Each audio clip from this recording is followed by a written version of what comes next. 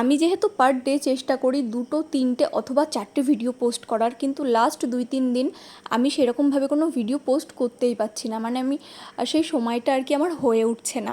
আমি যে একটু সময় করে ভয়েস ওভার দেবো সেই সময়টা আর কি আমার হচ্ছে না। তো যাই হোক, আজকে আমি আবার মানে এডিটে বসেছি, তারপর এখন ভয়েস দিচ্ছি। আজকে অবশ্যই তোমাদের সঙ্গে এই ভিডিওটা আমি শেয়ার করব। সকালবেলা উঠে সমস্ত কাজবাজ হয়ে গেছে। প্রথমেই দেখলে বিছানাটা খুব সুন্দরভাবে আমি গুছিয়ে নিলাম, আর আমার অবস্থাটা ঠিক দেখো কেমন। আর তারপরে তোমাদের দাদাভাই ঠাকুর পুজোটাও দিয়ে দিয়েছে। এর মধ্যে কিন্তু আমার রান্নাও হয়ে গেছে। রান্নার সময় আমি তেমন কোনো শ্যুট করিনি। আর এই যে দেখো, এটা আমাদের গাছের জামরুল।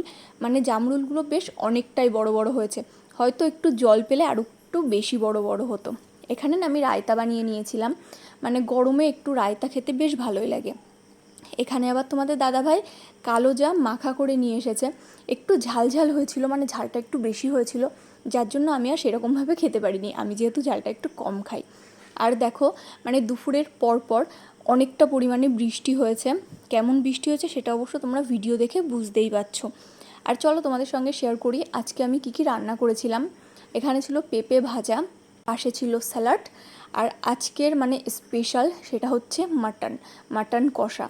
আর আমাদের চিকেন বা মাটন কিছু একটা হলে না, তার সঙ্গে এক্সট্রাভাবে কোনো আর কি তরকারি বা কোনো কিছু লাগে না।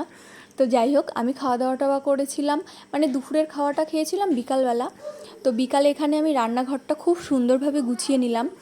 আর আমার মানে এই ভিডিও যেরকম একটা সেকেন্ডেই সব কিছু গোছানো হয়ে যায়, যদি সেই রকম হতো কী যে ভালো হতো সেটা আর কি বলবো। তো এখন চলো নিজে একটু ফ্রেশ হয়ে নিই। সবাইকে টাটা।